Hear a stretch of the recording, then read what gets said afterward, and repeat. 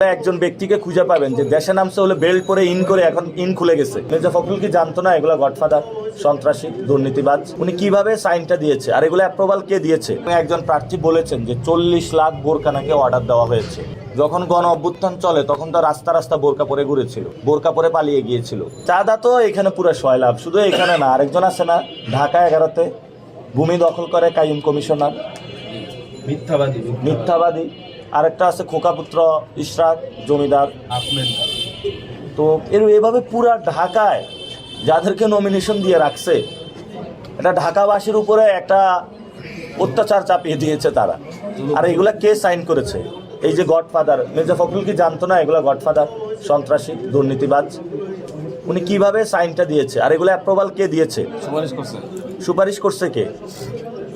ওইটারই বাংলাদেশে ওইটা হলে সব ঠিক হয়ে যায়। এখন গিয়ে হলো বিভিন্ন সমাবেশে বড় বড় কথা বলে, ও সব দুর্নীতিবাজ, সন্ত্রাসী, চাঁদাবাজের টিকিট দিয়ে এখন গিয়ে আবার জনগণের কাছে বলে আমরা এগুলো বন্ধ করবো।